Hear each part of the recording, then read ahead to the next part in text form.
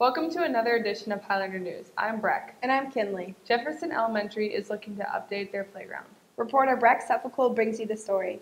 We kind of started having conversations last summer, I guess it was, about just that this playground is kind of in need of a little facelift, I guess you'd call it. And so what we're up to is we want to address the surfaces. It's kind of a surface is what we're after. Not really doing anything with the playground equipment itself. We feel like that's in good shape. So when I'm talking about surfaces, if you look around the playground currently, it's a mix of rock, gravel, mud mostly. So what we want to do is kind of get the site leveled off, and so it drains decent, so when we do get a shot of snow or rain, I guess it doesn't just turn into a muddy mess.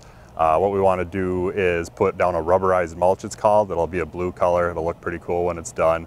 And then there is the field to the south of us here that we want to put field turf on. That field has kind of just turned into a muddy mess as well. So we're kind of addressing two things with it. One is safety. If you look at the rock and gravel that's currently around the playground equipment, it's not safe for the kids. There's no fall rating for it. And then the other part of the project is kind of cleanliness. The kids come in muddy to the school turns muddy, the kids are muddy the rest of the day. We kind of rolled out a campaign to area businesses to start with to see what kind of support we had from the community as far as funding and stuff. So initially it's been contacting businesses, asking for donations from them, I guess, and we've had a really good response so far. We do have a naming rights sponsor that actually gave $75,000 to it. The total goal is $300,000 to get this done. And then kind of the final step of the fundraising will be getting the kids involved and making them kind of take some ownership in the project, I guess. And so that's kind of our three different phases to the fundraising efforts. Reporting for Highlander News, this is Breck Suffolk. Mrs. Gregerson's biology class is making a difference one bottle at a time. Reporter Carter Jewett brings you the story. My biology classes study ecology in the fall. And then at the end of that unit, we look at part of ecology is how humans have an impact on the environment. And so we plan out projects, human impact projects, and my period 2 class planned a class project, and theirs was recycling. We did some research, found out that the school already recycles cardboard. That was our original plan, was recycle cardboard. But they already do that. So we pivoted and started recycling plastic bottles, was kind of their next idea.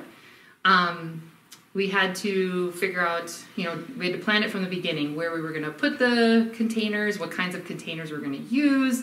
We looked at using boxes, and then we ended up coming across a whole bunch of 5-gallon buckets that Jordan used when he got the boilers going in the school, and didn't need those buckets anymore. Right now they are in the HAC lobby by the north doors by the office. There's one in the junior high locker area, by Mrs. Claybo's room, by Mrs. Horner's room, by the resource center, by the theater, by Mrs. Van Bruggen's room, and by the elevator on 2nd floor, or our current location. So the intent is to collect number 1 and 2 recycling. So for plastic, because that's the only recycling that they accept in town here.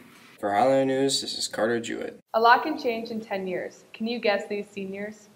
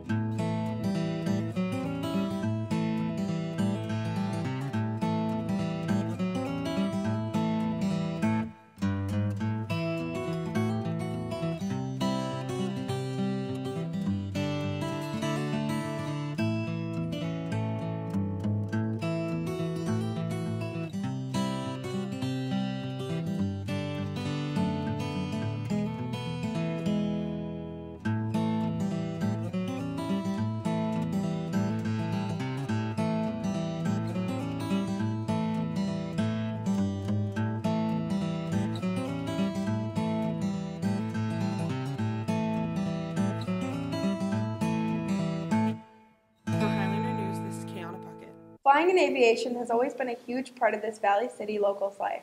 Reporter Leah Holkalter brings you the story. Well, I started at NDSU doing an elective mechanical engineering class that was the basis for ground school, and it was a semester-long course, and that allowed me to go through all of the training that's required for ground school instruction to take a test and get my certification to then start flying. I flew 20 hours of dual instruction along with 20 hours of solo for a total of 40 hours, and then I was able to do a check ride and get my pilot's license. I was 23 years old when I got my pilot's license. Locally, I always enjoy flying up over the lake and Fort Ransom and just sightseeing around the Valley City area.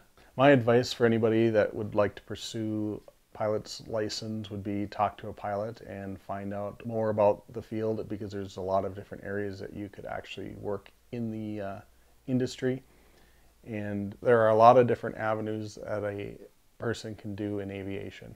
Obtaining a license isn't overly difficult, but there's a lot of time and money involved with this. I would recommend anybody that is looking to obtain a pilot's license to dedicate and allow at least for 2 to 3 hours per week in training, and really kind of pursue it regularly until you can get to that 40 hours and get the license completed. One of my more memorable flights was when I took my girlfriend at the time on an airplane ride southwest of Fargo, and I had a friend that I had been working with on his farm, and I had plowed in the words "Diane, marry me?" ? And I took Diane flying, and we went flying over that, and she was surprised because she wanted to show me what somebody had plowed into a field. Reporting for Highliner News, this is Leah Holkalter. Do you enjoy art? Reporter Kaylee Burke shows you what Art Club is all about. 7th grade through 12th grade, it's an offering to have a choice to be an art club. We meet from 3:30 to usually 5, sometimes a little later depending on how long our activities go and what we choose to do. We typically meet on Wednesdays. Sometimes we have guest speakers come in. We've had people from the community want to teach crochet. We've had photography people come in. We've had people from the college, students come in and teach different projects. Sometimes we even have students within our building teach different activities. And then when we have our second meeting of the month, we usually do an open studio. So kids can come in and make whatever they want with some of the materials we have, or sometimes they bring in materials to work with. For Highliner News, this is Kaylee Burke. What is your favorite fruit snack? Reporter Alyssa Thompson rates them for you. So today we will be ranking fruit snacks.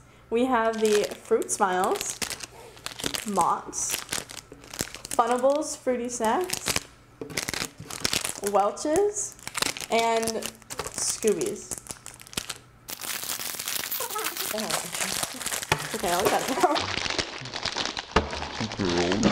Are we just New package. Oh, these are not how I remember them as kids. Alright. Okay. They're not that good. They have like no flavor. They changed them. Maybe like a 6. A 4. Give it like a 5. A 4. Maybe I was a little too generous. Yeah, not great. I give a middle. Those are Scooby snacks. Oh, They're not that good. They're very gummy. I don't like when fruit snacks get stuck in my teeth.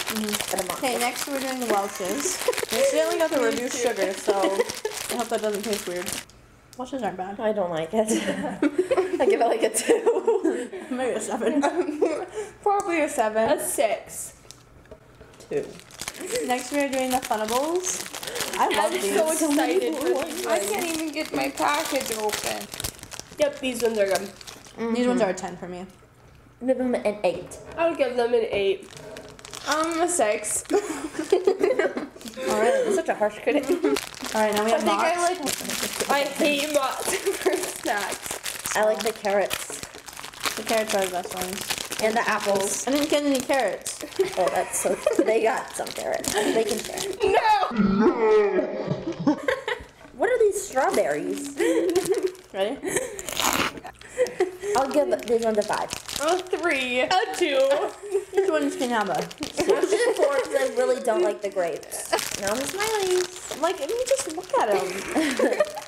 They don't even look appealing. The carrot's a fruit. Which color should I have? The red one? I always use the red ones. It's not it. I like a 7.5.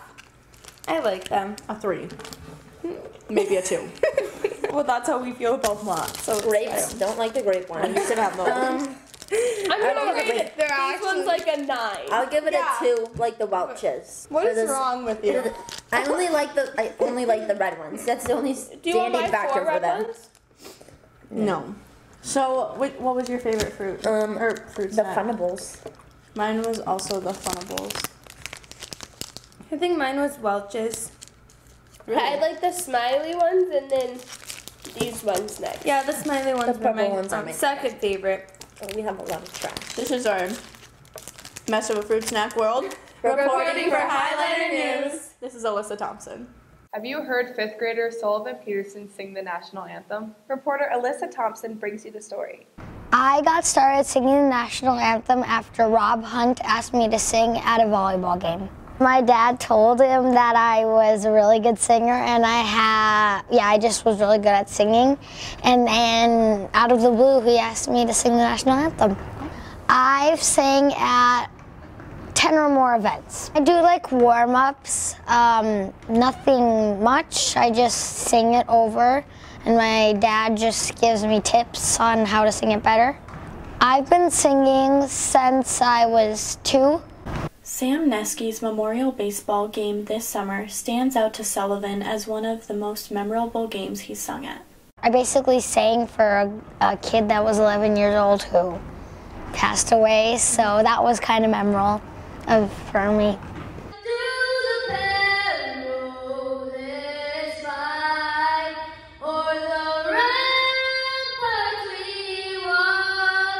Reporting for Highliner News, this is Alyssa Thompson. Thank you for joining us for this edition of Highliner News. I'm Kinley. And I'm Breck.